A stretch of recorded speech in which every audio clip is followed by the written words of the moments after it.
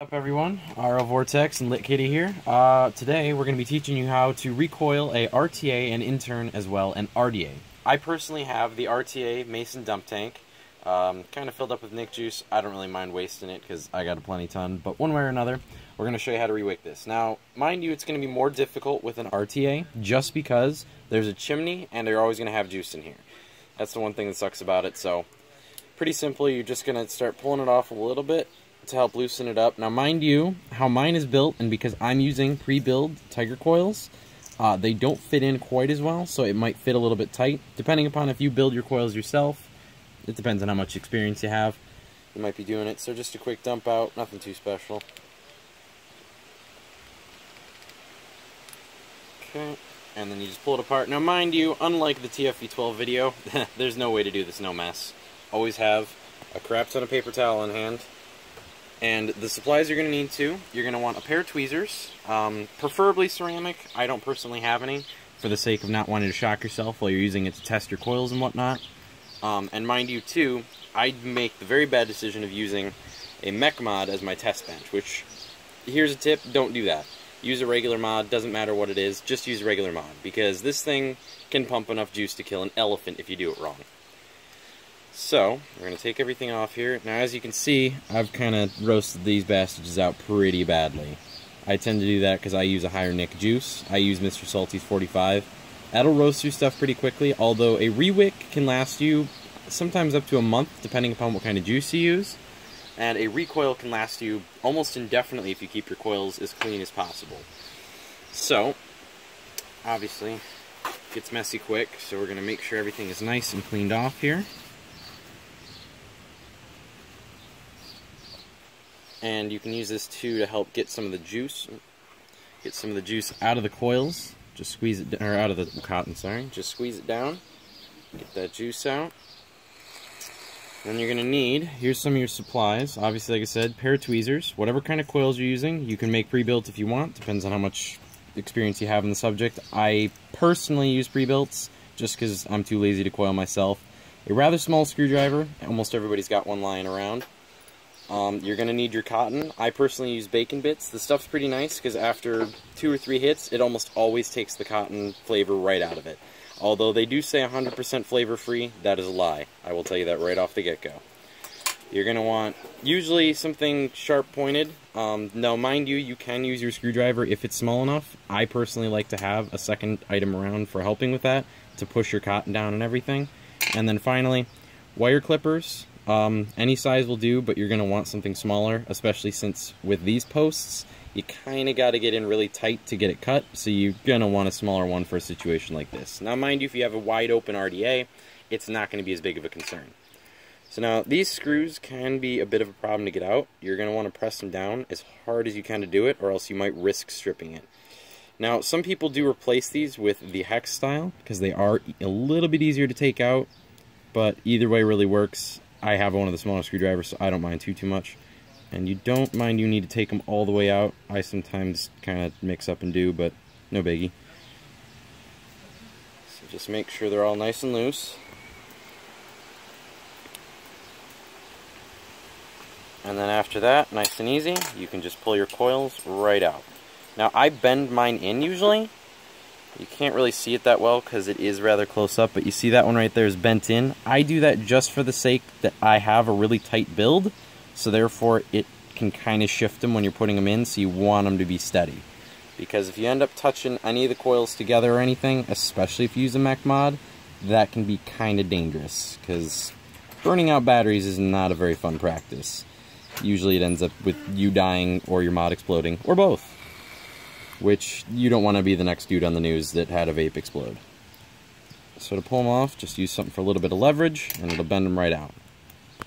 So, as you can see, like I said, really burned out. Now, something you can always do with coils, if you don't mind reusing your coils, is you can run them up on a test bench really hot, run some cold water on them, and it'll shatter all the carbon right off, but this can slowly degrade your coils, and in the long run can become quite dangerous to use your coils like that. That's why I don't really do that too much. So, again, juice always gets everywhere with this, so make sure you keep your paper towels on hand. Alright, now, I'm gonna find that screw that I dropped. Where'd that go? Do you see where that went? Where'd that go? Oh, there it is. That's why we don't always take them out, because they tend to get lost easily, because these bastards are tiny. So, let's see if we can put that back in by hand. There we go. Okay. Get that back in. Now you're going to take out your fresh coils. I happen to have 2 left, so I'll have to be getting some more, but here you go. These are some fresh pre-built Tiger coils. Triple wrap. Now, they claim to be, where is it at? They claim to be 0.4 ohm. This can alter, because pre-builts are not always made the same, and while you're messing with them, you can alter the ohmage of them. These are what are they, 6 wraps, and they are triple coil wire, which, mind you, can produce a higher ohmage and is preferred for mech mods and definitely necessary if you're going to be doing anything with Salty's juice. So then you're going to want to bend your coils out on the for where they go into the posts, because they don't always quite fit. Now this is entirely situational on whether you need to do this or not. Again, it depends on what kind of build you have. I have the dump tank, which is a much bigger build, and I am kind of using small coils for it, but I don't mind the smaller coils just because they last a little bit longer. So then you're going to want to make sure you line it up just right. The opposite posts, up and down, you're going to want to use. So left side on the top, right side on the bottom. And usually your pre-built coils will always be made like that, so you're not going to need to worry about really dealing with that too much. And then same thing on the other side. Now this is the tricky part, because you need to adjust it without messing up your coils too much. Again, that's the whole point of getting pre-builts, because nobody likes wrapping coils. It takes a while, and it can be a finicky process. This is where the tweezers come in handy, because you can use them to hold your build together while you push it in. Now, again, this is going to alter if you're using a regular RDA, as I have the juice wells. Each of these 4 holes in the corners are where the juice comes in through the cotton, and then each of these spots under the coils are where the airflow comes through. So you want them to be well centered over them, but again pressed in pretty far, because in my case with a chimney, you need to have a good amount of room in there so you can actually get it back on. And you're going to want to make sure your coils are fairly even too. You don't want them to really be tilted too much. You want them to be as even as possible. Which, again, this is just wire. You can always bend it around and mess with it. Just try not to mess up your builds themselves, because you don't want them to end up looking something like this. You want to make sure they're well pressed in and well centered, because any sort of weird inconsistencies between the 2 coils can throw off how your mod will hit, and can also burn out one half of the cotton a lot faster than the other half, which then would require you to recoil before you technically should have to. And nobody likes recoiling because it takes forever. So, now that we've got these pretty well adjusted, just got to push that a little bit more in.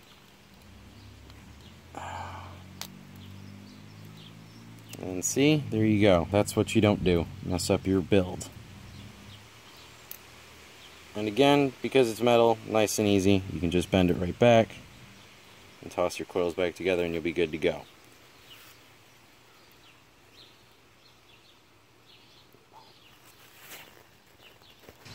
Okay, sorry about that minor pause. I didn't want to waste any time tossing that coil back together. So, you're going to take these posts, once they're well set, and you're going to want to tighten them up as much as you possibly can. Now, mind you, you need to press hard, again, so you don't strip your screws, because these things need to be pressed in really well, and they don't like to go in. Again, this is why a lot of people like the hex screws for this. Again, I personally don't really mind either way, just because I'm used to you doing it this way already.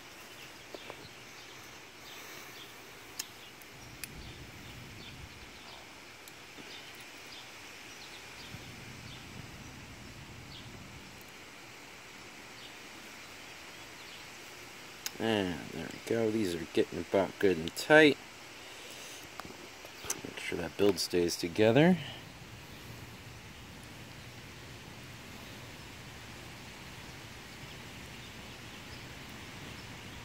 And there we go. So these are just about tightened in.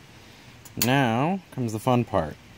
See, this is one of the more delicate parts of this because this is why you want them so tight, so you can bend these coils in and then you need to cut them.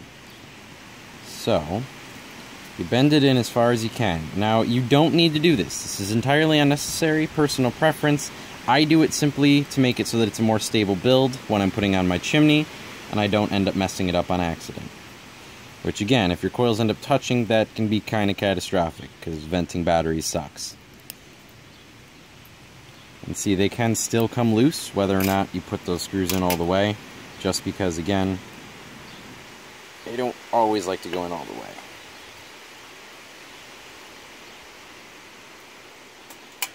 There we go. Now, these are the fun ones. The bottom ones are always totally the best to put in, because you have to squeeze them under a coil. I think actually this one I'm going to cut first, just to make my job a little bit easier. There we go. Trim that down just a bit, and the same thing on the other side.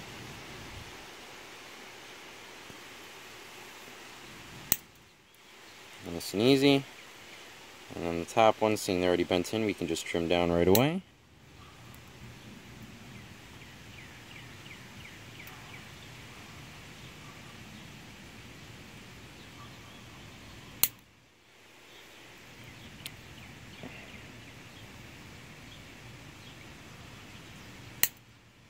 There we go. And again, when you do that, make sure everything's pressed in and still stuck together pretty well. Looking pretty good. And the bottom posts, just make sure they're bent in just enough so that they'll hold. And that's looking nice and pretty now.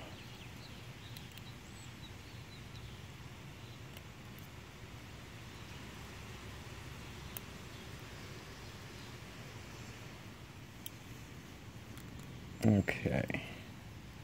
Get that bent in. And if your coils, where they stick out, are digging into your cotton or anything, that's not too big a deal. It's not going to do much because there's no real current running through the ends of the coils. So there shouldn't be too big an issue there. Just make sure when you bend them in, they're not touching the main coil. Again, that's something you always want to double check to make sure that you're not shorting anything out.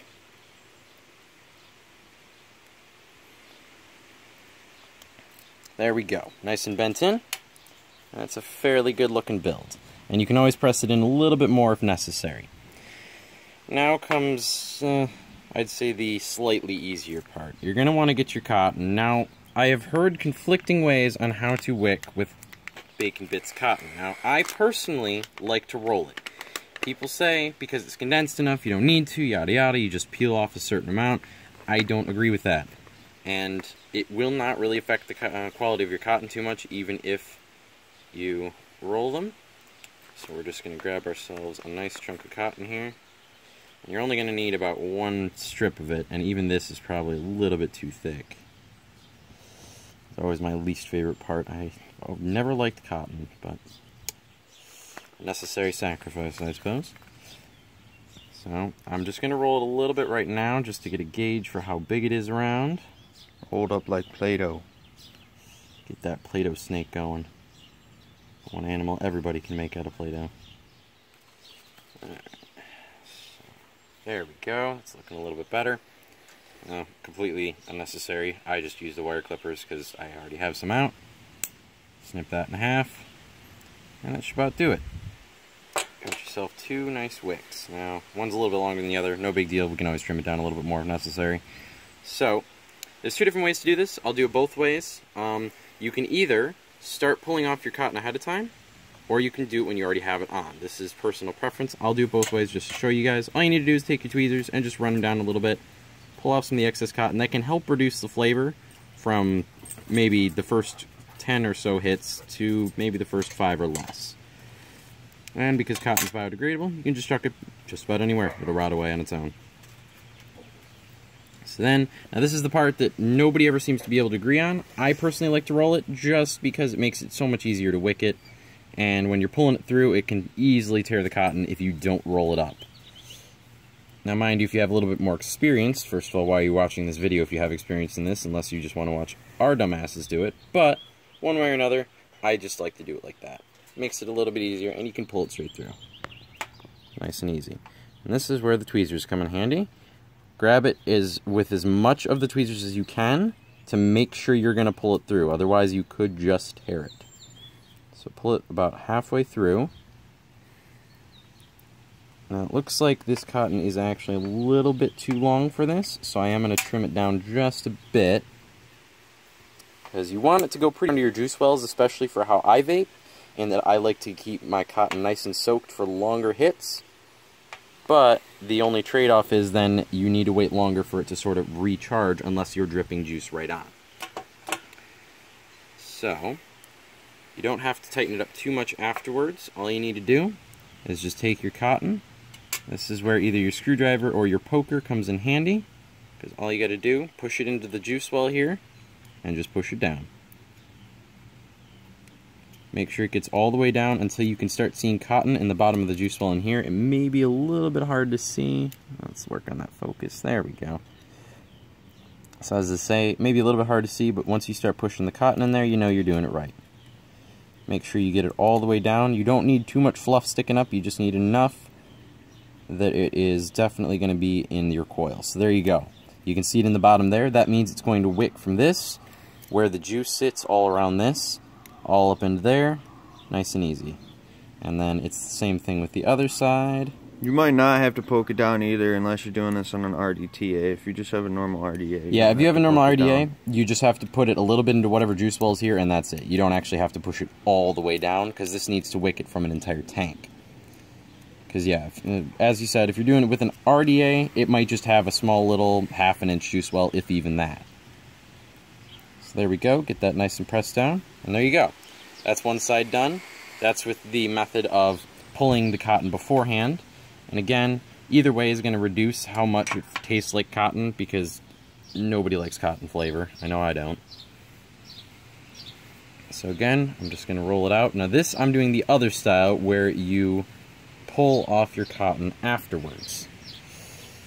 I personally prefer the original method just because it makes it easier to pull through, because there's a lot less cotton you're pulling through it in the first place. And your cotton is almost always more condensed in that fashion.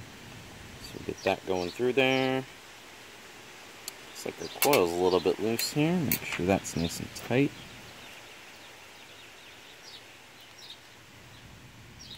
Again, these screws can be kind of finicky on how tight they can hold that stuff. There we go, that's better. So then we're just going to, same style, just grab it with as much of the tweezers as we can. See, there you go. Even if you do, it can still sometimes do that, I just guess. I gotta roll it a little bit tighter. Yeah, I don't think I rolled it tight enough. Make sure you put a lot of pressure on your hands when you're rolling it too, so it squeezes together tightly. Might actually have to pull a little off. It seems a little too thick there. There we go. That's better. Roll that up nice and tight. And pull it through.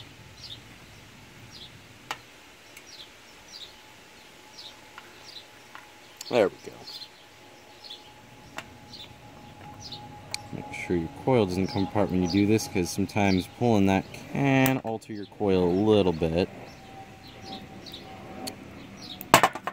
Gosh darn it.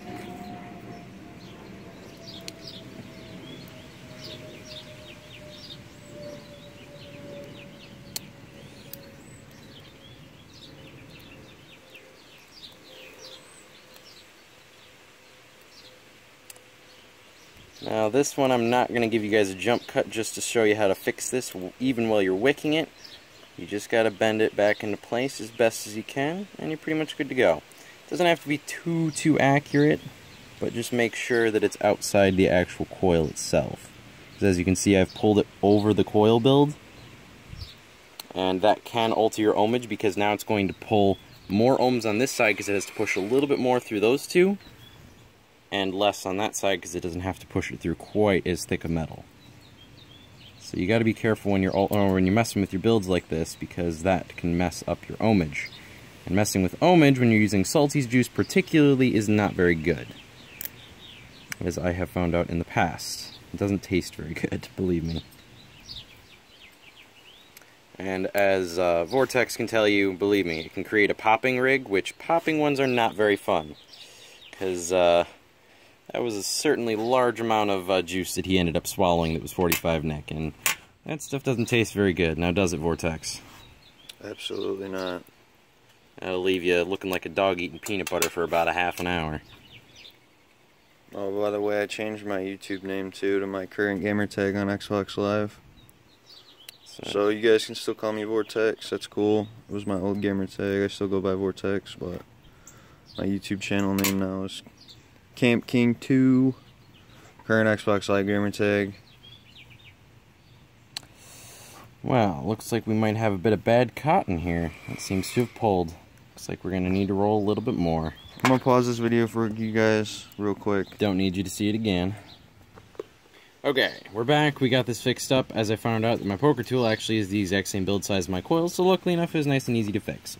So this is the after method. It's the exact same way, except once you get your coil, or once you get this in evened out, then you run it over a little bit. Now this is a very lightly rolled cotton for the sake of making it easier to get in, just to make this all the faster. So I don't need to do too much. I just need to get off a little bit of the excess. As you can see, there is some on there.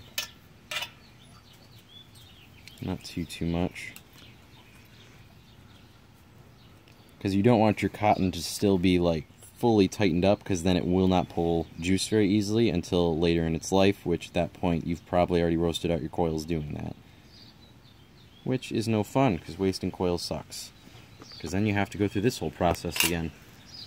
So then, we're going to take our wick and run it into the juice well just the same. These ones I did a little bit longer. It doesn't really matter too much, as long as it's not packed excessively tightly in there.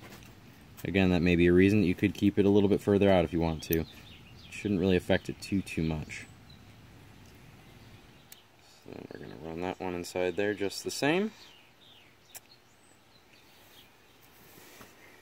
And there we go. So once you do all that, then you're going to want to go over your screws one last time. Always make sure at the end that your screws are all tight, because when you do your cottoning, even if you don't notice it, you might have loosened it up just enough that it could be contacting something else, and again, as we know, that is not good. So you just go over it one last time. Make sure all of them are as tight as can be. And you want these things squeezing your coils in as tight as they possibly can, so that you make sure you don't mess anything up when you put the chimney back on. Now, it isn't as much of a concern with an RDA, because you don't have a chimney to worry about, but with an RTA, definitely it is a concern.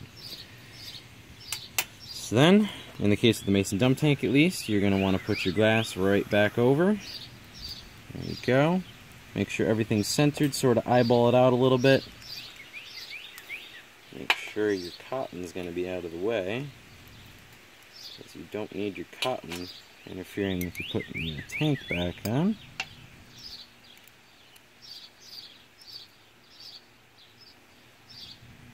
There we go, that's a little bit better.